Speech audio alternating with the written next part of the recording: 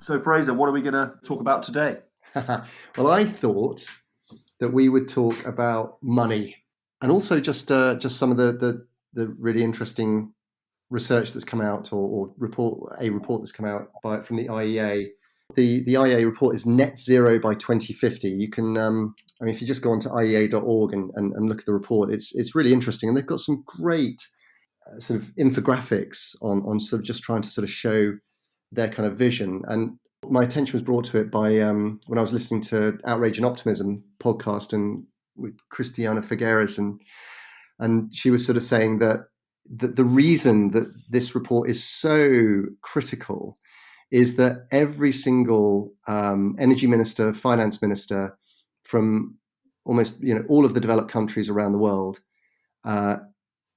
they look to the IEA for policy, and they look to the IEA for where the energy system is going, and they look to the IEA for investment signals.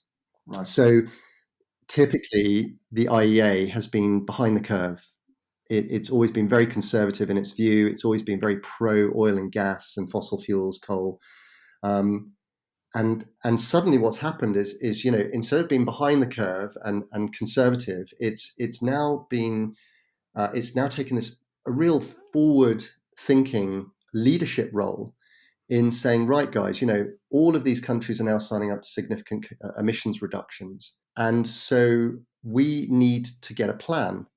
And so the IEA being the one organization that everyone looks to, it's kind of it's the gold standard of energy research and energy thoughts, is now saying, right, okay, guys, if we want to, not if, we have to achieve zero carbon by 2050, this is the roadmap. And they put out 400 milestones within the report on how to achieve net zero. But most importantly, they're essentially saying that we have to divest from fossil fuels, that they are not part of this future. And I mean, they may be in a very small way, but the investment, essentially any investment that's about to take place, don't do it. And that is a massive shift for the IEA. And so the real impact of this report is that you've got these ministers in the Middle East and Europe and America and wherever, who are now going, okay, this is what the IEA is saying. What are we going to do? And you will start to see, I think, a real impact in oil and gas investment and coal investment in terms of them being significantly reduced, if not moved to zero. And I think it's a really, really interesting report. And I think it's absolutely critical that we sort of try and understand and extract the impacts of this, because it really is transformational in that sense. So I've just got a couple of questions there. So, because the story we're sort of told is that fossil fuels are part of the transition, aren't they? So, people, the general sort of narrative around that is, yeah, we know that fossil fuels are not part of the long-term picture, but there's this sort of transition period where big energy companies say, we're moving towards renewables, but in the meantime we just got to phase this out. So that's first sort of point, and the second one is, what does this all mean for sort of big oil producers in the Middle East? Exactly. I mean, if you're sitting in the energy ministry of one of those countries that is where its revenues are significantly dependent upon the sale of oil and or gas, this report will be a real sort of shot to the bows. Yeah. It will essentially, you can imagine them sort of sitting there and going, guys, what do we do? Yeah. I mean, you've seen Shell. I think last week Shell came out with their kind of net zero target. So we're starting to see these fossil fuel companies talk about a world without fossil fuels. But effectively, this is radical. But this is the big challenge, especially for countries like Saudi Arabia, where so much of their income is based on oil. And this report is saying oil is really not going to be around in a couple of decades' time. We emit about, I think, 33.9 gigatons of emissions And the greatest proportion of that comes from electricity and heating, about 1/3 of that. And then the next after that is industry, and then shortly followed by transport. And basically there's this sort of massive sort of investment in clean energy, in electric vehicles, etc. And they're talking about every year, I think, needing investment in the order of about, I think $4 trillion a year in energy infrastructure. I mean, this is massive investment, in terms of the money that's going to have to go into this decarbonisation plan. It's a huge opportunity, isn't it? For the likes of oil producers and oil gas companies, there's a massive opportunity in terms of, new technology, new skills, jobs, the whole thing. It's just like a new economy is emerging. The challenge is transferring from, one form of fuel to another, isn't it? Yeah, I mean, there's an interesting thing here, which is about innovation. So, the IEA report does say that up to 2030, most of the emissions reductions come from technologies that already exist. So solar, wind, etc., energy storage in its current form. But in 2050, between 2030 and 2050, half of the reductions, come from technologies that actually are only sort of currently at prototype or demonstration stages. It's not like we have to kind of stand still and say, well, we've developed solar, wind, etc. That's it. Just crack on, do it. There is still, the IEA is saying, an amount of innovation that's required to get us to that point.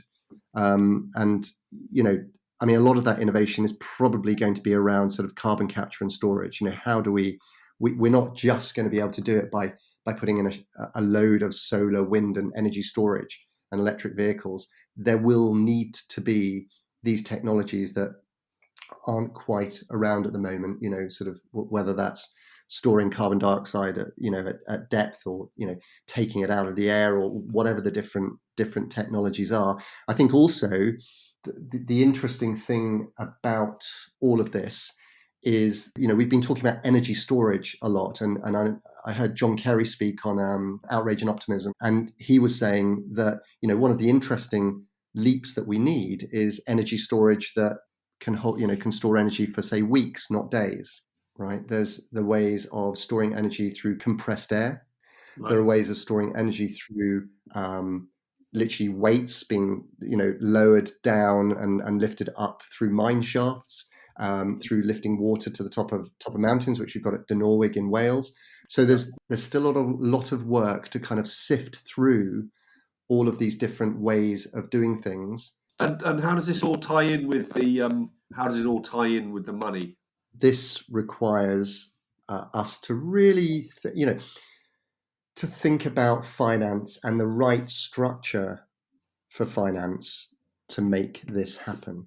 So there was a really interesting article, a piece of research that came out a couple of days ago.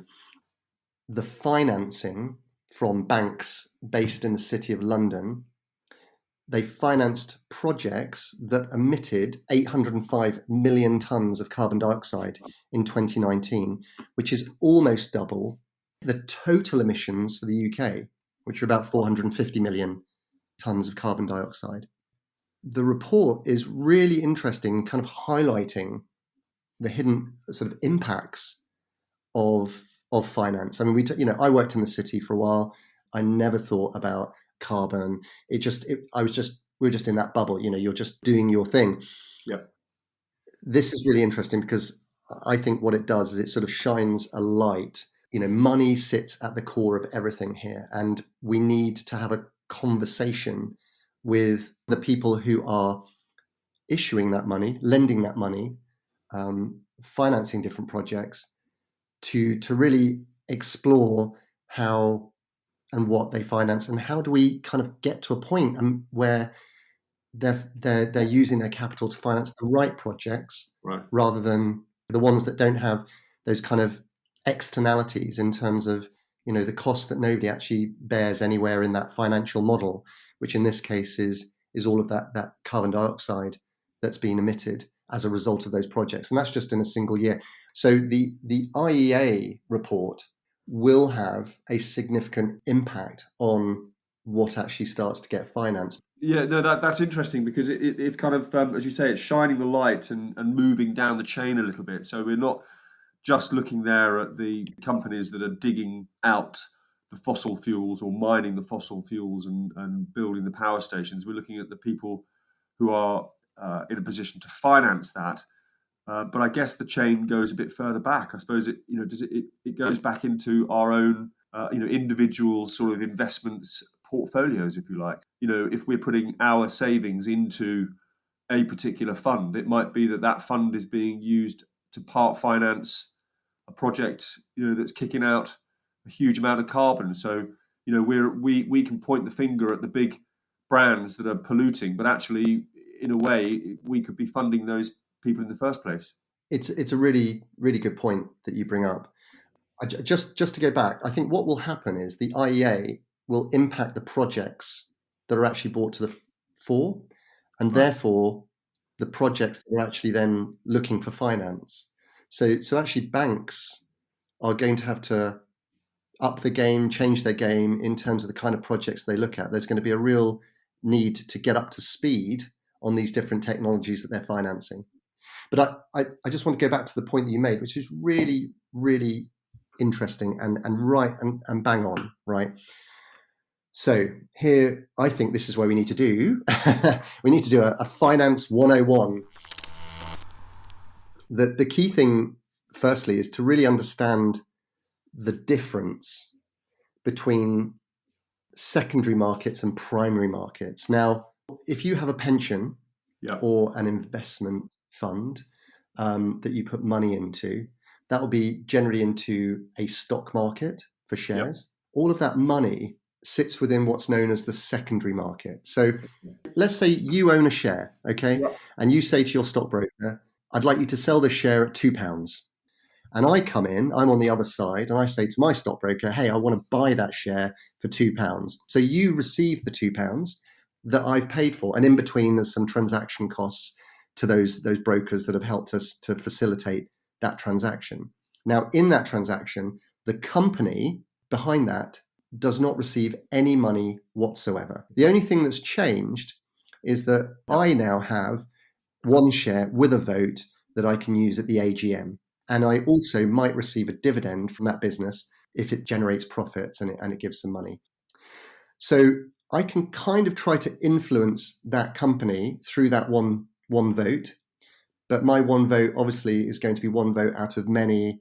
And a lot of the time, there's going to be majority shareholders and it'd be quite difficult. But I could get together with other shareholders, create a kind of majority or a sort of super minority that can impact the way that business works. So from a secondary market perspective, whenever money is transacted, none of that money actually impacts the capital available for that business to do things. It just changes who has a vote on what they can do and who receives any profits from that business. Then you have the primary market. Now, the primary market is where businesses undertake what are sometimes known as IPOs, initial public offerings. So they offer shares to the public. And when a company does an IPO, it's known as trading in the primary market. What they're doing is they're saying, hey, we'd like you to buy some of our shares. And so you or me can give the company money, and that company will then receive the money. And in exchange, you'll get shares. But that company will then generally have a stated purpose for that money. So they'll say, I'm going to use this money to invest in infrastructure to improve our business and our profitability and whatever else. So there's a key difference between the primary and the secondary markets. Okay. If we're going to think about financing this new sort of revolution in energy, it's not necessarily going to come about from us changing from this pension fund to that pension fund, from a pension fund that invests in fossil fuels to a pension fund that invests in sustainable businesses, because all that they're doing is really exchanging shares with other holders of shares. Yes. And those people behind the scenes are not actually getting any more money as a result. So we really need to step back, and we need to really understand that if we're going to have if we've got, let's say we've got £100 and we want to be really impactful with that £100 that we have and finance things that are going to make a real change. Number one, you're not going to do that by investing in a sustainable investment fund, right? Okay. Because that money doesn't go to the investment fund. It's just a transaction between owners. Yeah. I think you're going to tell me that we need somehow to put our money in the primary market where we can actually make a difference. Is that right? You're absolutely right. Yeah. What we're talking about really is project finance. Okay. So at the moment, I get emails from Triodos, and Triodos will say Tressoc, Totnes Renewable Energy Society, is raising £1 million to invest in solar and or wind and or something else. That's a primary capital raise, right? That it's Right. you're giving money and they will use that to actually invest in a new asset. So if I was the UK government, or I was sort of in this kind of sphere, I would be trying to facilitate a fund that people could invest in that would directly invest in the projects that we need to achieve zero carbon. Okay. That is how we need to be thinking about finance. We absolutely, all of us, need to be saying, where is my money going? Is it creating new investments? And if not, I need to think about how I can extract it from that and put it into places where it can impact the new investments that need to happen. Because I think if we all just take this view, oh, it's okay, I'll just invest in X pension funds, ecology fund, or sustainable fund, it will be okay. I can feel great. No, it's not going to be doing as much good as that money could have done if it was doing, having a more sort of direct, impactful route to the underlying assets that we need to invest in. So this is really interesting, Fraser, because it's like it's another really good example of clever marketing from big institutional fund managers, where they've seen that sort of, it's another form of kind of almost like greenwashing, isn't it? So they've seen an opportunity where people want to put their money where it makes them feel that they're actually going to do some good, as well as getting a few more bangs for their buck. But actually, what you're saying is, if you look under the bonnet, those ethical funds, those green funds, they might be better than others, but they're not as good as they could be. We need to be looking at the initial public offerings from new companies, new technologies, and sort of true innovators that will make a direct impact. But that's quite a difficult thing to do, isn't it, at the moment? Yes, and I think just to go to the other side, if we all bought these sustainable funds, as the share price goes up, or if they're listed, let's say, the shares that they invest in, as they all go up, it does mean that the underlying companies can possibly go to the primary market with a higher share price and raise more money than they otherwise would have done if the share prices hadn't gone up. But that's a fairly secondary impact, and I think it's an impact that I think is, given the speed and the requirement for capital to fund this transition, it's a kind of secondary impact that is just too far off. And yes, we all get votes on these companies, and we can tell them what we think we'd like them to do. But again, the speed of the investment that we require, needs us to be making these investments now, not kind of slow paced change at the corporate level, which absolutely needs to happen in the background. We need to use that. We need to think about how we can use our money for the most impact now. So what's the answer?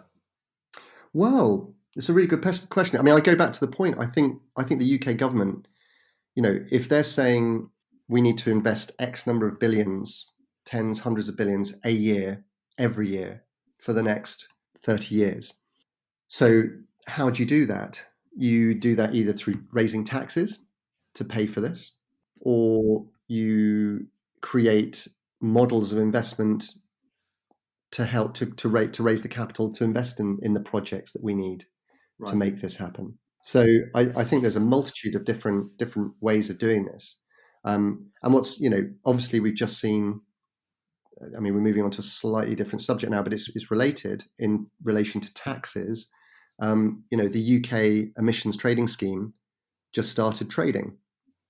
And so obviously that is one way that we're taxing businesses and generally industry, who are the only ones involved at the moment, if they're above, if they're basically consuming or emitting more carbon dioxide than their allotted amount, that will then decrease over time. So that price, I think, was around £50, £55 a ton of carbon dioxide, which is great considering it was trading at sub 10 in the European emissions trading scheme not so long ago, almost at zero at one point. So carbon is back, and I think carbon is back because of these seismic shifts that have occurred over the last, literally in the last month or two, with the Biden climate summit and all those kind of commitments that are kind of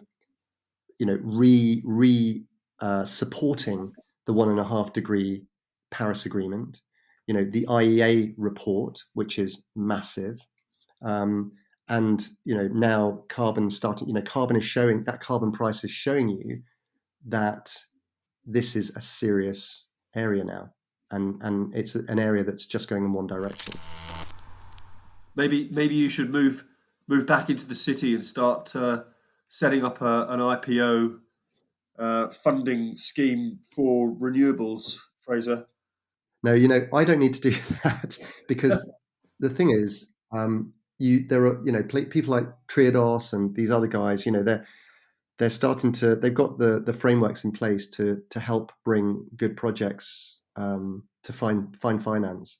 I think the thing is, we need education at the moment, actually, as to where and how people should be investing their money, and what's going to have the most impact versus other forms. It's just I think an understanding of the stock market and what happens, that most people have not got a clue, yet they have their entire life's earnings and pension money sort of sitting there in this thing that they really don't understand. And it's quite astounding, really. Yeah, they haven't got a clue, but they have got a stake. Exactly. They've got a stake. But that's quite scary, right? You've got a stake in something that is highly risky and unknown. And so the question is, right, okay, where would I rather have that stake? And they've also got a conscience, but at the moment, their conscience is being sort of massaged by their ignorance in a way. Not their fault, but it's complicated. And I've certainly learnt a lot today, but I've never really understood the difference between primary and secondary, and you've made that very clear. Oh, great! Get your money out tomorrow. I think the thing at the moment is there's not a huge amount of opportunity to invest in the projects. But what I'm saying is that this is a transition, and we need to start having this conversation about how we move from stock market-based investment to project finance-based investment. This is a How production. Please follow this podcast and share.